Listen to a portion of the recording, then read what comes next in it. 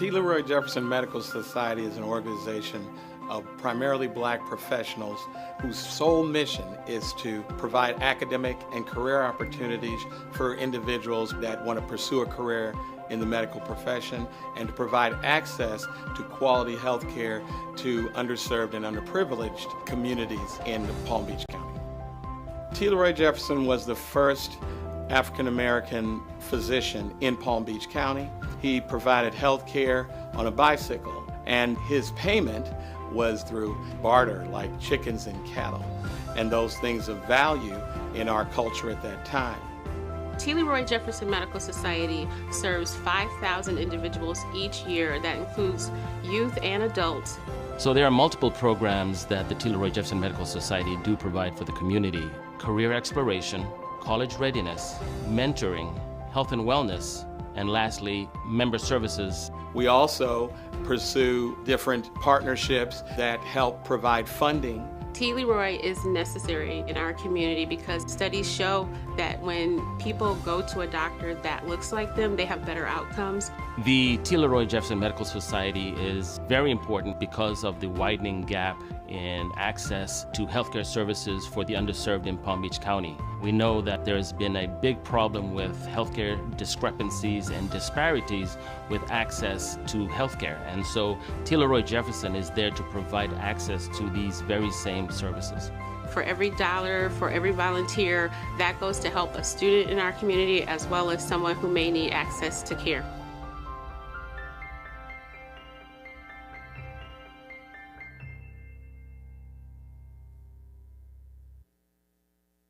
The T. Leroy Jefferson Medical Society is an organization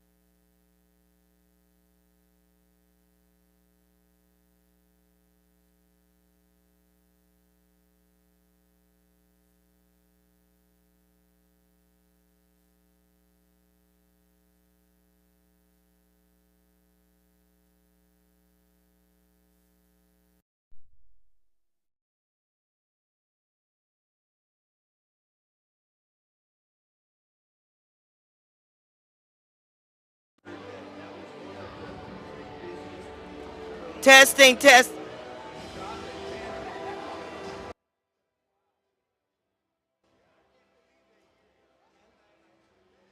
it again. Testing.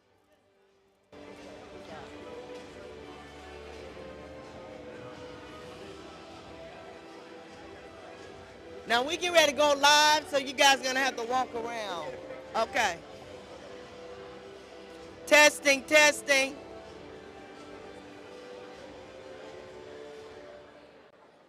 You gotta let me know when I'm live. All right, all right. Listen, guys, we are here at our 13th annual Healthcare and Science Symposium. Where those dogs at? We got boots on the ground for the kids today.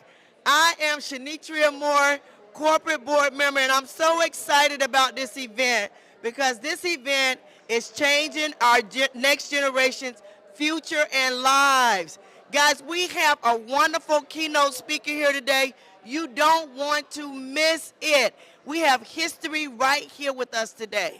Okay, so make sure you stay tuned in. But I want you guys to hear from a couple of people. I want this young man to come on up. This young man actually came from Morehouse College today.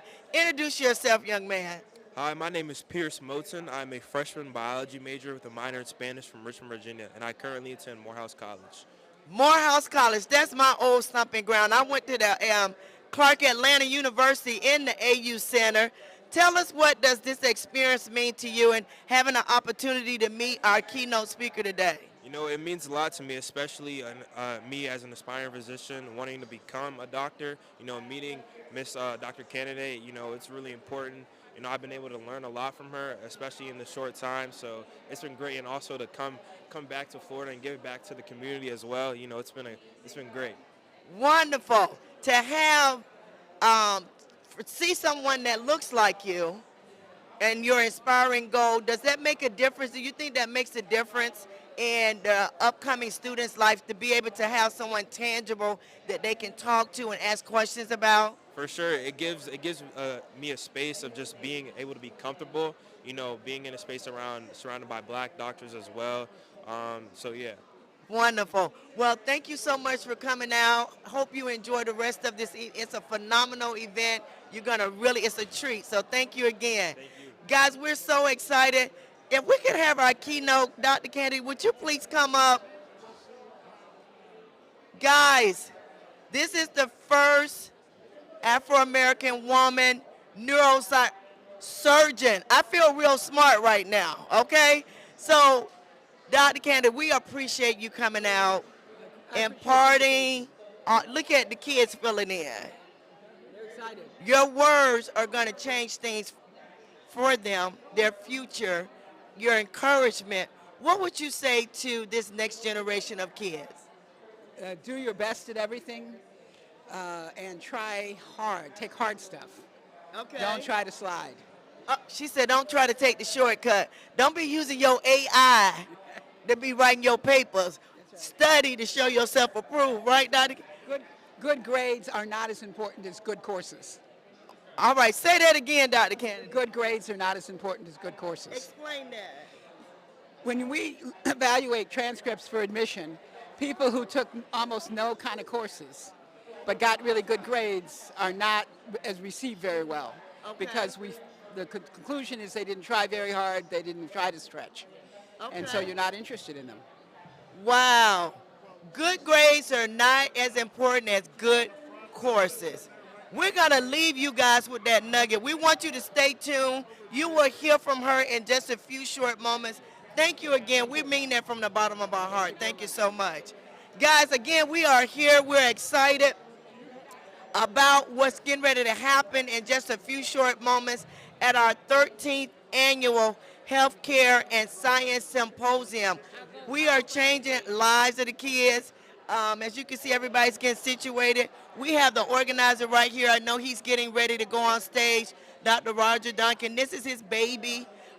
His heart is in this, and he's been able to touch thousands of kids' lives year after year as a result of this event. So I know we're getting ready. Ron, how are we looking on time before we get ready to go on stage? You want to say something, young lady? She said, we are so excited. Russ, come on up here, Russ. Russ just became a member of our organization. Tell them who you are and what you do. My name is Russ Davis. I am a financial personal trainer. My practice is with Northwestern Mutual, and excited to be here supporting the organization and as it reaches out to young Black people, what their possibilities can be.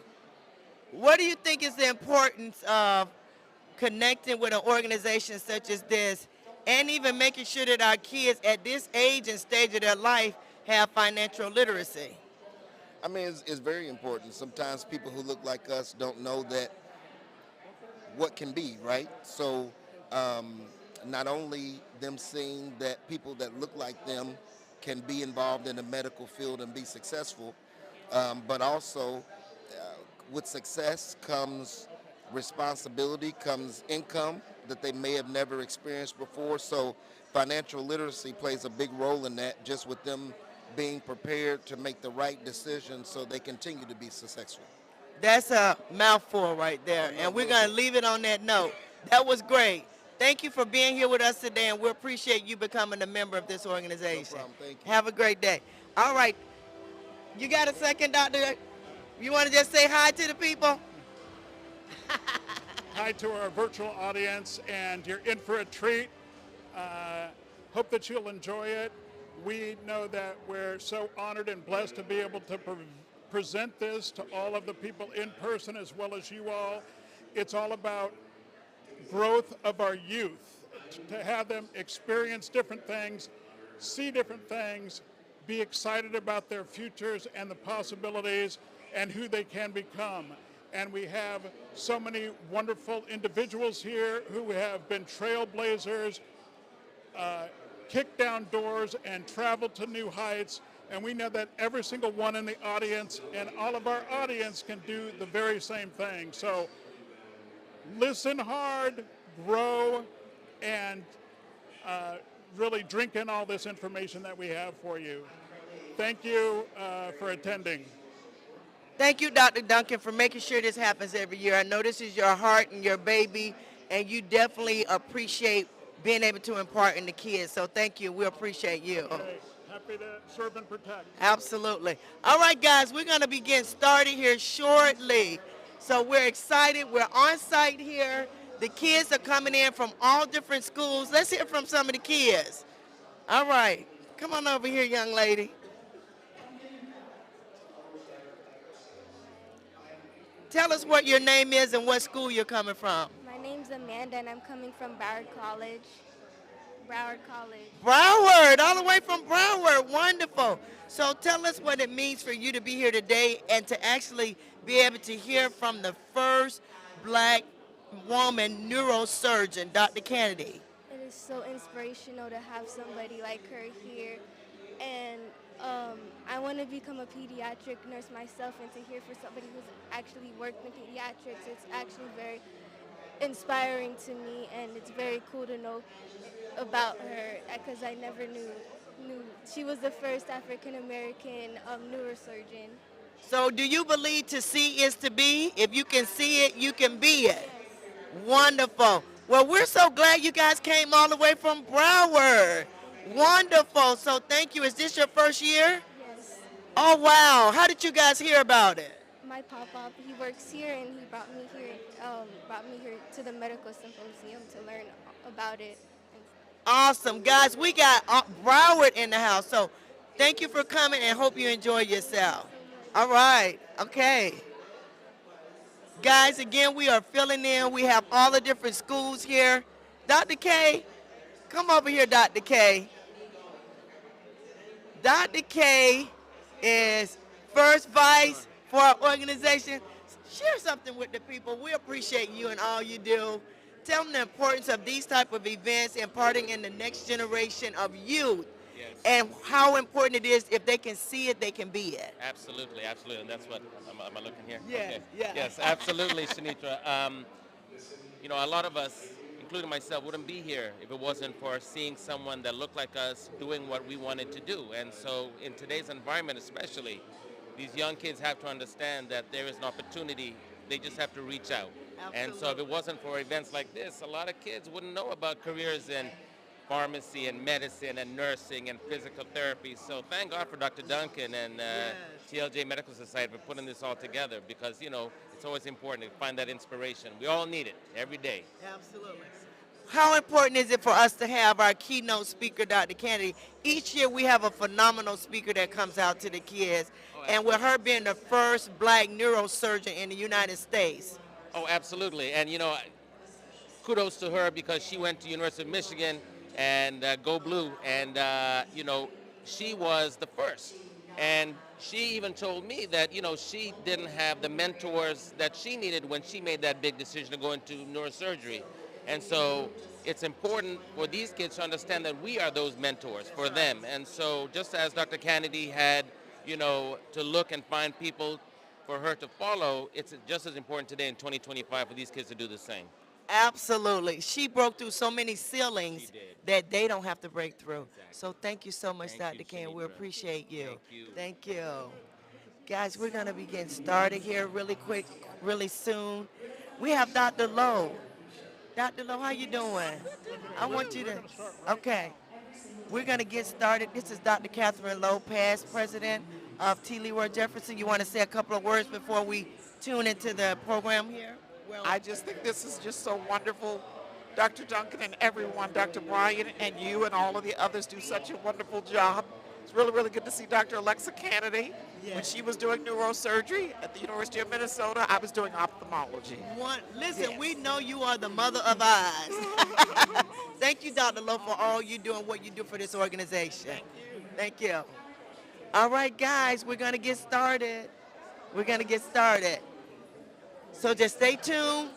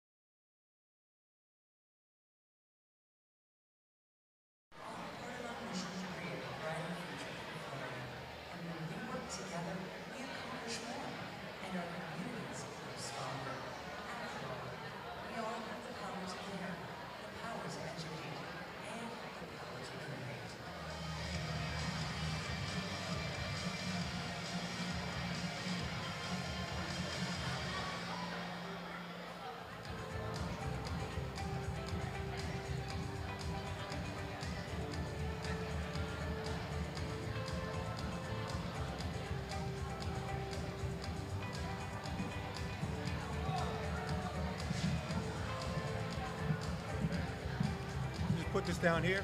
Don't need it really. Okay, very good. All right. Very good. So, yeah, well, let you get things started. Okay. And then I'll follow behind you. Is that going to distract you? No, not at all. Not at all. All right. Thank you. Thank you. Good morning. Good morning. Good morning. Good morning. Good morning to everyone. First and foremost, thank you so much for having me. I'm super excited to be here. I've heard a lot about this group here.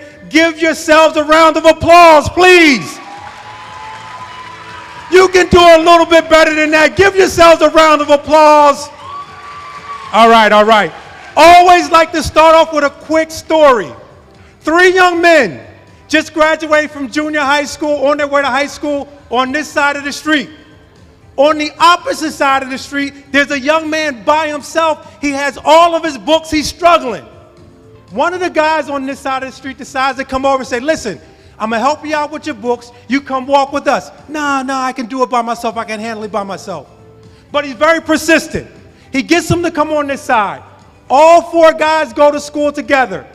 In high school, 4 years pass, they become very good friends. They play basketball together. They're on the debate team. When you see one, you see the other 3.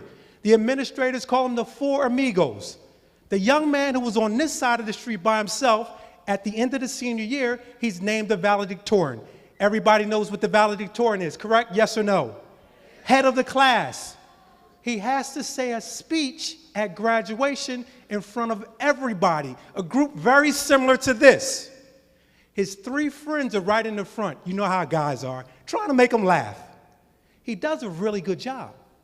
At the end of his speech, he says, I never shared this with anyone, but on that first day of class, my intentions were to go to school, drop off all my books, come back home, and commit suicide.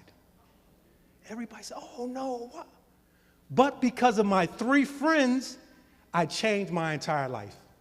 I always like to start off with that story because oftentimes, as young people and adults, we say and do things that can be detrimental. When you have an opportunity to do or say the right thing, just do it. The consequences of doing the right thing are always good. Are we on the same page? Are we on the same page?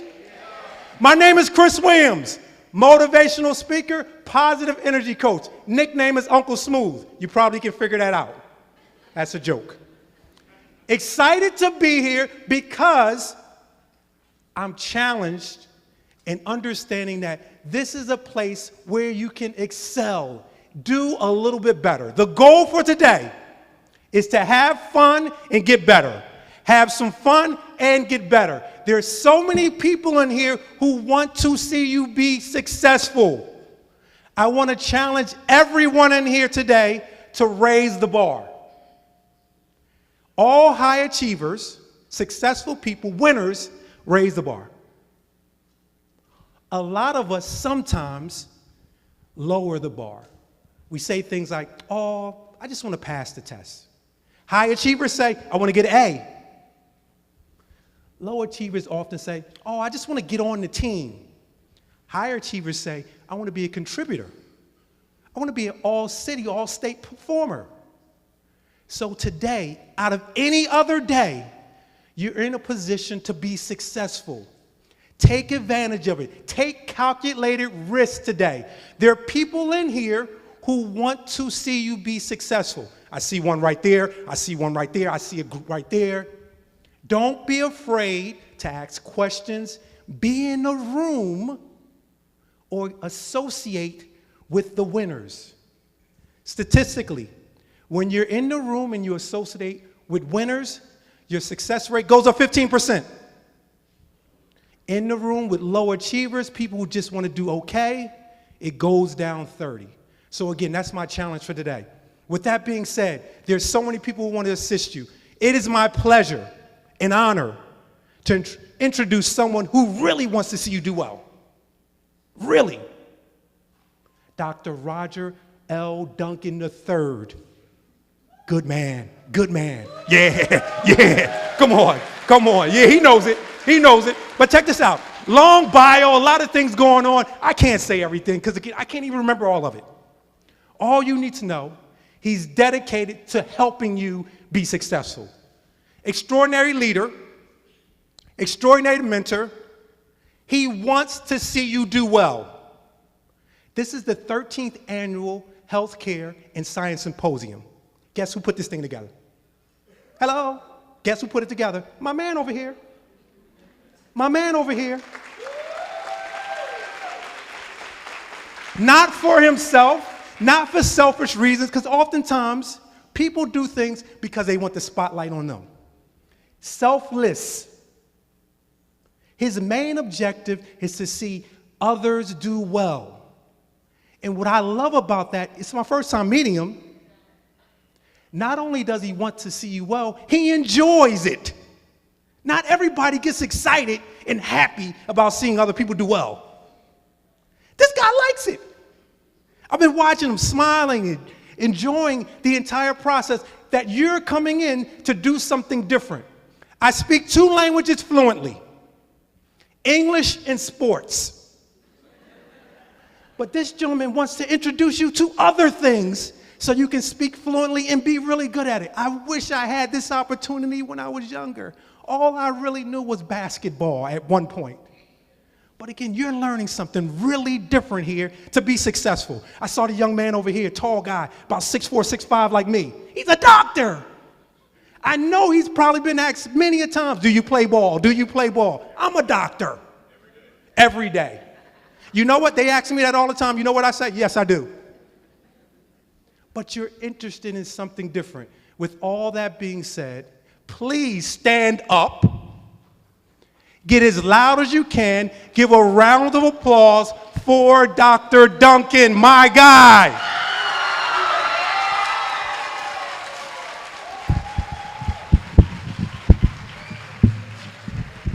My man, Doc. Love you, brother. All right. We'll talk. More good stuff in the future.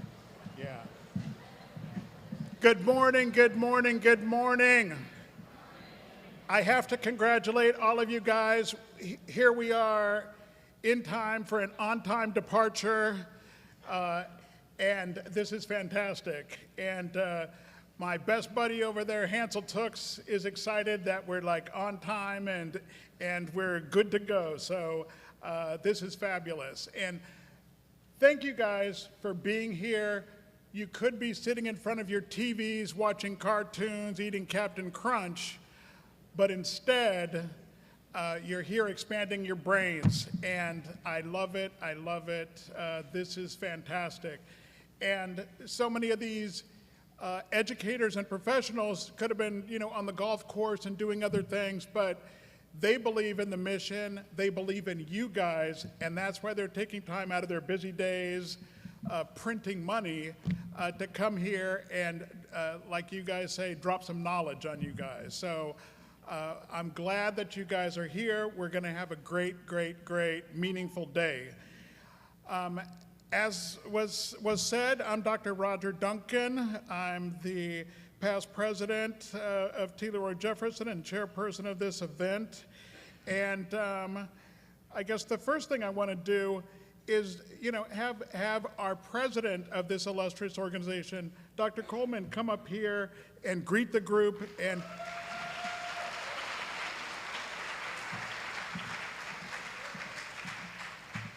tell everybody about what we're doing and why we're here and the purpose of our organization. Thank you. First of all, I want to thank all of you all for taking time out to attend our illustrious event. This undoubtedly is the signature event of T. Leroy Jefferson Medical Society, and it would be nothing without you all of you students, all of you educators, all the physicians, everyone, all allied health professionals, that's all contributed to this event. So I'd like to thank you, and please give yourself a round of applause.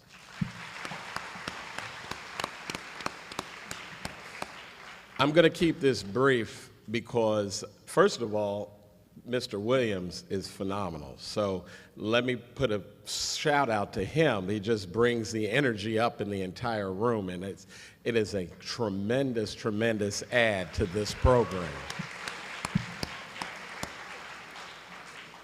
The accolades for Dr. Duncan, who spearheads this event, is unending. You all don't have that kind of time for me to talk about that. But the essence of this is we are trying to pay it forward to you all. We as T. Leroy Jefferson Medical Society are investing in you. The most valuable thing we have and you have is your time. Everyone that is here today that is part of this organization is insanely passionate about you guys winning. So it's very, very important to understand a lot of this is self-reflection. How can I optimize or achieve the highest level that I can? And we just want you to know that we have y'all's backs, okay? There should be no time and will be no time that any of you all can reach out and cannot reach out, and we will be there for you. Mr. Williams talked about the whole stereotyping of, guys, males and females being athletes first. I just want to tell you that I did play in college, okay, and I double majored, and I'm a practicing orthopedic surgeon for the last 30 years. So let me be real clear. It can happen. You can do everything.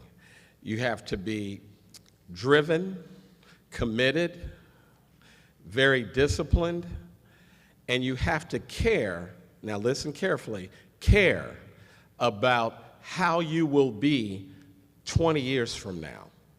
Not next week, not next month, not just getting through school. You need to look at yourself and how you're going to be and say, is this where I want to end up right now? I promise you, if you do that, healthcare profession or not, okay, you will achieve a height or heights that you've never thought you could. So again, I want to take this time to thank everyone here, Dr. Duncan, the man, my guy, and you know, please enjoy this program. Thank you.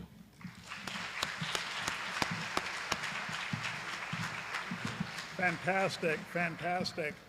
So, as you guys know, we're inspired by T. Leroy Jefferson, who was the bicycle doctor who was around these very same parts 100 years ago, taking care of the Seminole Indians and the black folks, because it was segregated then, regardless of ability to pay. And we're about selfless service to our community too, some 100 years later. The organization's been around for some 75 years, and we're all about having impact and making change and leaving this place better and better. And that's part of our duty, and we need more willing workers and smart, caring people like all of you guys in the audience to join the fight and to be a part of that, to improve the health care for all the people.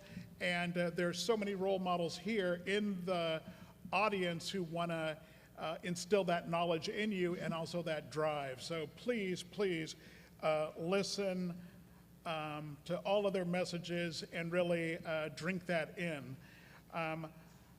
I would be remiss if I didn't thank our wonderful school here, Inlet Grove Community High School, as our host school for all 13 years.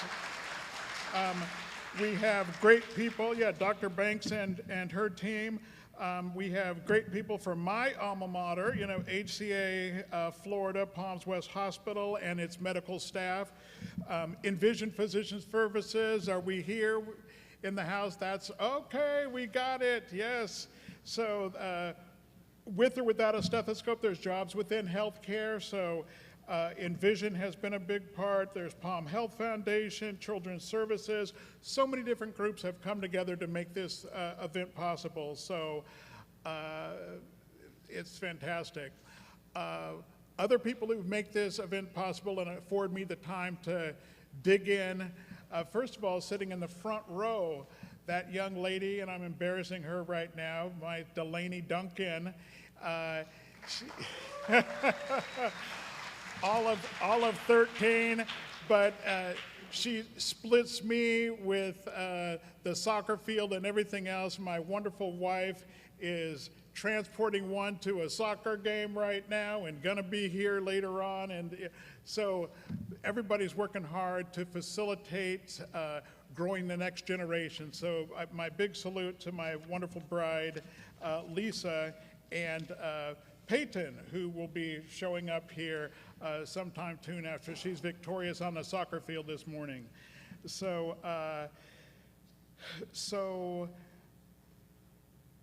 we have a beautiful country here, a little turbulent, but beautiful things happening, and we're still a leader in so many different ways. But you know, the truth is that in the hard subjects, math, science, reading, we're continuing to lose our footing and to slide backwards. In fact, I was just reviewing studies from December of 24, and unfortunately, as a country, our test scores and performance measured against other folks has taken another fall. So there's countries like Japan, Singapore, Korea, all have, you know, had already eclipsed us, but now other countries such as Poland, Sweden, and Australia are leapfrogging over us as far as accomplishments in all of those things. Now, how are we going to be competitive for the jobs of the future and all of these things if we don't you know, kick butt, learn all those lessons, stuff all that good stuff in our brain so that we can be competitive? The next generation of researchers, we have researchers here from Scripps and Max Planck, all these kind of different things need people who are at the top of their game, who have the brightest minds, which all of you guys are. So we need you guys to be tooling up right now and expanding your brains so that you guys can come up with the next, be the next Nobel Prize winner and come up with cures for cancer, et cetera, et cetera. So it's critically important, especially for all the folks in this audience, to take the opportunity seriously and, you know, no compromise. You have to be resilient as you push forward to gain all this knowledge, like Dr. Coleman was saying, and our first speaker there, just so important. The next generation, you know, of super scientists, you know, or the achievers, I should say, isn't going to be on the gridiron or necessarily the next app or by being a social influencer. You guys need to appropriately put down the phones, get off of TikTok, and get that knowledge into your brain, okay? It's totally important, and it's gonna pay dividends, okay?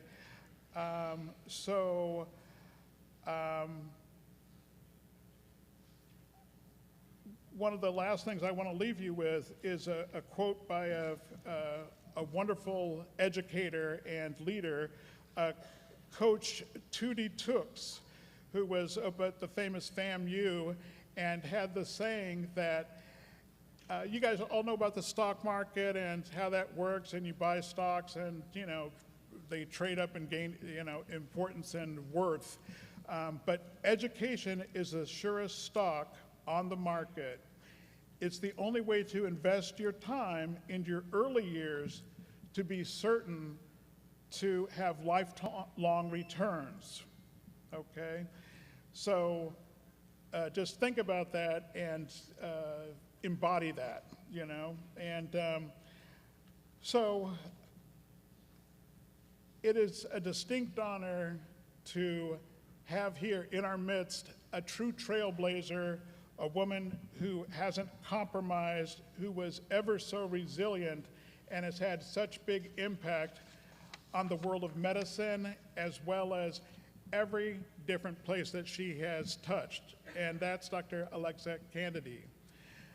She's a Lansing, Michigan native, University of Michigan grad, there for undergrad as well as medical school, and, you know, finished cum laude and AOA and all the different prestigious stuff. Yale for her surgical residency, University of Minnesota for her neurosurgery training. And let me tell you guys, yes, I'm an anesthesiologist, but neurosurgery, that's the behemoth. That's the one that takes the longest amount of time to learn how to cut into people's brains and not kill them. She learned all that stuff, took years of training to perfect her skills, and has been saving thousands of lives over her illustrious career. So we are so blessed to have her here with us. Chief of Neurosurgery, Children's Hospital of Michigan, Michigan Woman Hall of Fame recipient, American Medical Women's Association Presidential Award, Teacher of the Year Award, Congress of Neuroscience, Neurosurgeon, and a proud member of Delta Sigma Theta Incorporated. I gotta put that in there. But we welcome her, delightful woman, trailblazer. Thank you so much. Okay. Good morning. How are you? I had one. I was instructed to tell you my life story, which is pretty easy. I kind of know it. I didn't even have to study. But before I do that, I want to ask you a couple questions now. One, how many came because they thought it would be a great idea? How many came because somebody told you it would be a great idea? Oh, come on, admit it. It's okay. You have mentors. That's what mentors are for. Say, hey, don't blow that off. Self-starting. is going to be the most important thing in your life. The second most important thing in your life is don't hang your head. Unless you're hanging with people. I'm sorry, I'm not the AV guy. We just wanted a beautiful shot of you doing your good stuff. Okay. Is that better, Gal? Okay. Just as the motivational speaker said, you have to hang out with people who want things. They don't have to want the same thing you want. They can want to be a lawyer, or want to be a professor, or want to be the best engineer, or whatever. But unless you hang out with people who want something, you're going to be distracted. Dr. Duncan was explaining that I trained for a long time, and I did, 7 years after medical school. But it didn't seem so long, because the people who were my friends and who I was hanging out with, they were all doing the same thing. We knew not to call anybody on Saturday afternoon. We knew they were asleep. And we knew that if I had to leave and go home early, it was okay, because they were going to have to leave and go home early. You just can't live in two worlds as you're trying to be a student. It's very difficult to live with people who have real jobs, real money, and are living a different kind of life.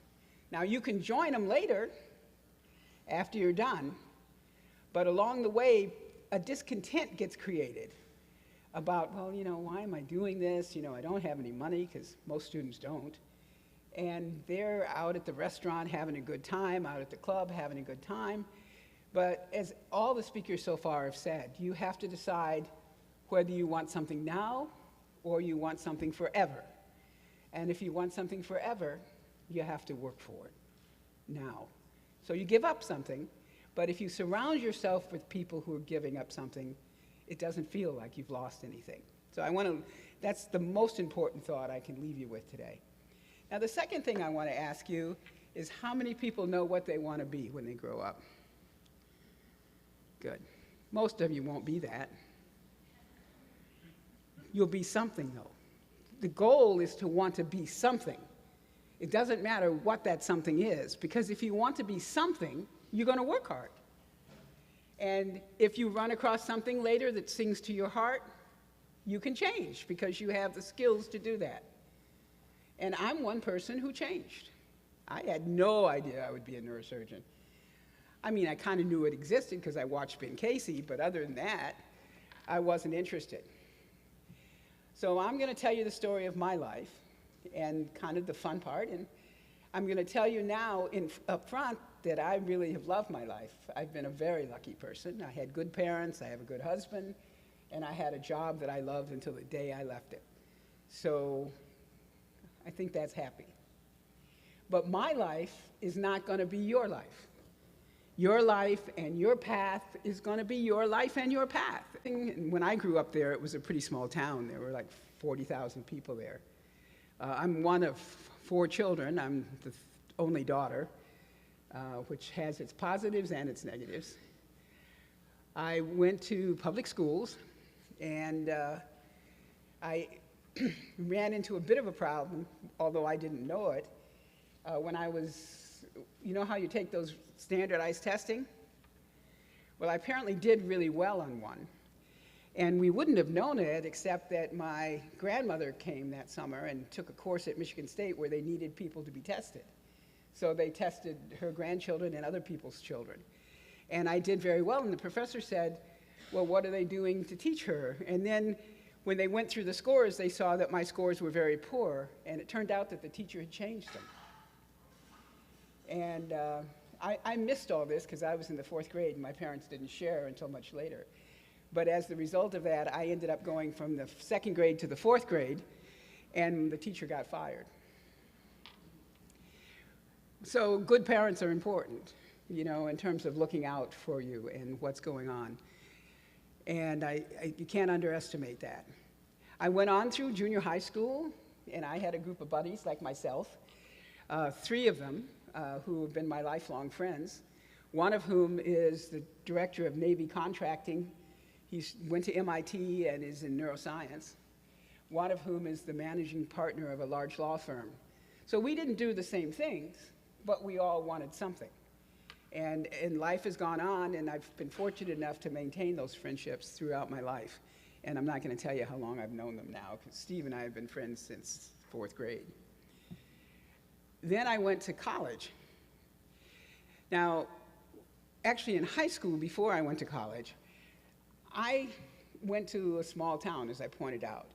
And in those days, our small town didn't have a curriculum that matched up to the Detroit City curriculum. In Detroit, particularly at the specialty schools in Detroit, the kids who came out had calculus as high school seniors, and in Lansing, that wasn't offered. And I had decided since I was in junior high school that I wanted to be a mathematician. I really, really wanted to be a mathematician. I loved numbers. I met a finance guy here today, and I loved that kind of numbers. I really did. But so I thought that if I could accelerate my curriculum a little bit in high school, which I did by talking to my teacher, and she arranged for me to have my second year of algebra as an independent study at the same time that I took geometry. And then my buddy and I, Tom McKenna, remember those buddies who want the same thing? He did the same thing. And the two of us went to the community college for calculus in our senior year. It doesn't seem very exciting now, but in Lansing, no one had ever done it. And that was the first time it was done. And again, Tom and I were able to do that because we were supporting one another. We also went out to Michigan State and took a Fortran course in computing, and he carried on, and I abandoned him. Then I went on to college. I was a debater in college. I liked hearing the mention of the debate team, and I really very much enjoyed it, perhaps to my academic detriment that first semester. And then I settled down to working harder. But I had a crisis of confidence. I remember sitting in my advanced number theory class and saying to myself, I don't want to do this for the rest of my life. I don't like it like those guys like it. And if you don't like it, don't do it. It's got to be bring you joy. So I decided I didn't know what I was going to do, and I really had a little bit of a lapse there. I took a semester where I passed everything without going to class, and I had another one where I did it, and I failed. So I ended up on academic probation. You didn't think that, did you? My undergraduate certificate is marked by my academic probation. Fortunately, I went to medical school, so no one ever asked for my undergraduate transcript. That's the only reason to go to medical school, to bury a really awful transcript. When I'm feeling kind of big in the head, I pull it out. And it reminds me of how awful I can be if I don't try. I finally, that summer, I have a brother who's older than I am. He had heard about a summer enrichment program for medical science. And he said, Alexa, if you take this course, in the summer, it was a job. They paid you $400 a month, which in my day was a lot of money. I mean, my rent was $60 a month. And I also, that summer, was working for the student newspaper as the editorial page editor that also paid me $400 a month. And we didn't start work till 5 o'clock. So that I could do both jobs. And are you ready for my lofty goal? Buy a car. My first car was $1,900, $50 a month, and I could save up enough money for the first year payments. But I fell in love with medicine in that science program. We went to lectures. They also worked in the laboratory for a human geneticist who also was a pediatrician, and he ran the genetics clinic, so I got a chance to go see clinical patients with him. And I found what sung to my heart, and that's how I fell in love with medicine. Fortunately, I did very well on the MCATs, and also fortunately, because I was the editorial page editor at the newspaper and wrote a lot of editorials, at Michigan, this paper is read by everybody, including the admissions committee. So they thought that I could think better than my transcript. And so I was admitted, and I loved medical school. I hadn't been a student in a really long time in a way that I loved it. And I could sit and study, and I just loved it. I had a rule for myself that I studied every day of the week but Friday. Friday was my day. I'd go to the movies, I'd go to dinner, I didn't have to study. And I think it's important to have that kind of break in the process so that you don't feel that all your life is one thing. Medical school, because I studied, I did very well and graduated cum laude. But I had a course my second year called Neurobehavioral Sciences, which just sung to me. I didn't much like heart and lung physiology, but neurobehavioral science, I could study that for fun. And so I decided that I wanted to be a neurosurgeon, not a neurosurgeon, I wanted to be in neuroscience.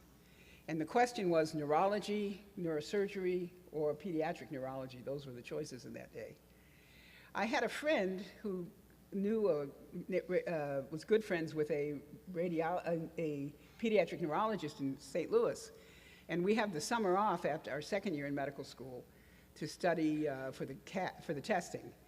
And she said, come live with me for free and walk around with him. And that worked out really well. He was wonderful. He taught me a great deal about how to think. Then my family friend said, well, if you're going to want to do that, you should come spend time with a neurosurgeon. And he was the ER director, so he arranged for me to spend time with a neurosurgeon. And I liked that better. You say today in the morning that I think this is what you have, and this afternoon I'm right or I'm wrong. So it's the ultimate self-correction. And I fell in love with neurosurgery, and I felt I fit in neurosurgery better. It was my kind of personality. People have, specialties have personalities. Ophthalmologists, my artistic friend, everybody there can identify for you certain personalities that go to certain specialties because they sing to your strengths. And I loved it, but I had a problem, right? Now I wanted to be a neurosurgeon. I really, really wanted to be a neurosurgeon, but there were no black women neurosurgeons, and at the time there were 3 women neurosurgeons in the country. So I said, what do I do? So here's the second important thing. I made a plan. I decided that I was going to be a neurosurgery groupie. I mean, literally, that's what it was. If I didn't have a reason to be someplace else, I was there.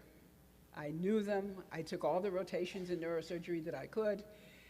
And by the time I was a senior, I was part of the department, and at the conferences, they would even call on me. And so in the end, I ended up with a residency slot, I thought.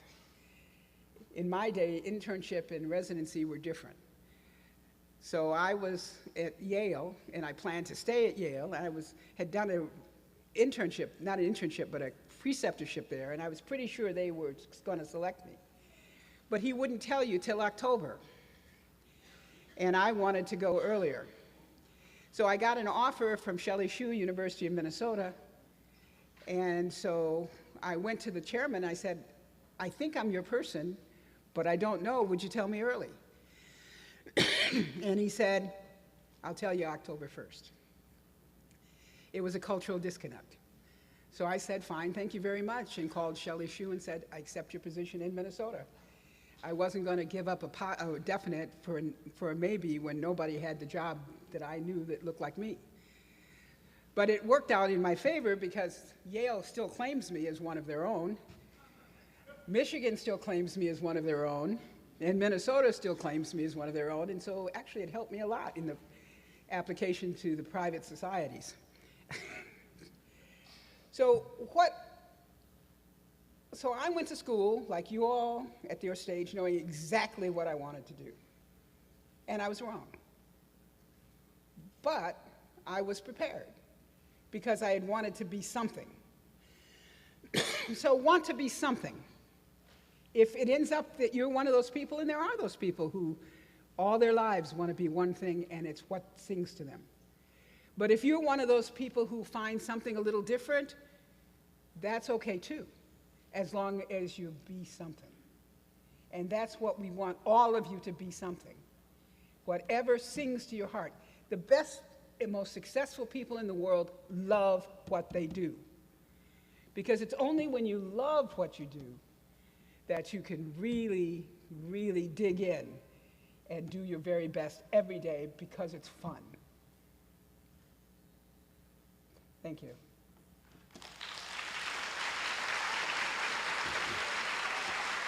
Can I take some questions? Can I take some questions? Can I take some questions, Dr. Duncan? Yes, please. Can I take some questions? Any questions? No questions? Well, you guys aren't self-starters. Are we shy? You can't be shy and successful. You smart students out there, you scholars. No questions. Oh, there we go. Stand up. You're brave. You get an A. Yes.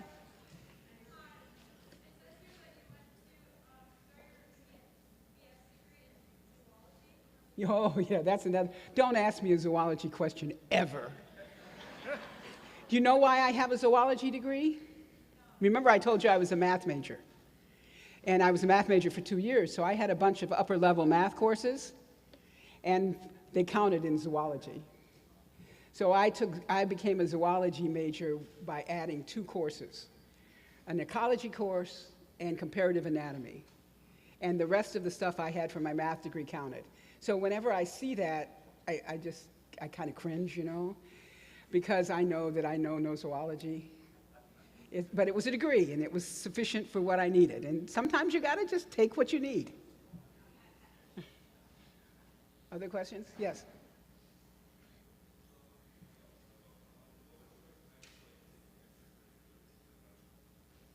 I'm sorry, I didn't quite hear that. Okay. Okay. You have to look around you all the time and see what's available to make you a better person. And that's intellectually a better person.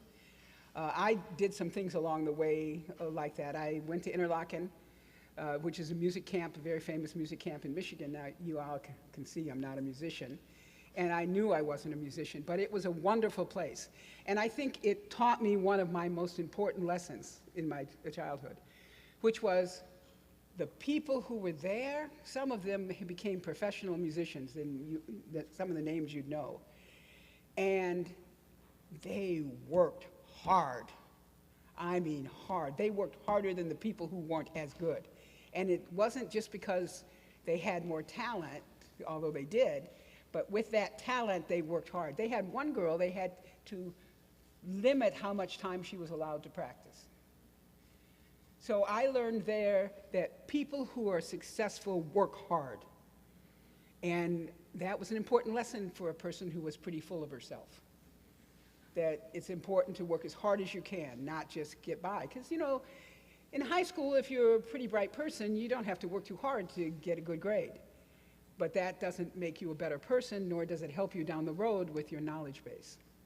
So, yes, I'm very much in favor of extracurricular activities. Also, because you want to be a real person. I mean, you don't want to be a machine. You want to do some things for the community. You want to do some things perhaps in your church. You want to do some things with your friends, just hang out. I mean, you got to be a real person. Real people do better, too. The number one in my medical school class was kind of a guy who just studied and studied. He carried around Harrison's textbook of medicine, which is about like this before computers. And he committed suicide. I mean, that's not the life I want for you. I want you guys to love what you do. Wake up every morning and say, I get to go to work today. And have friends. Other questions?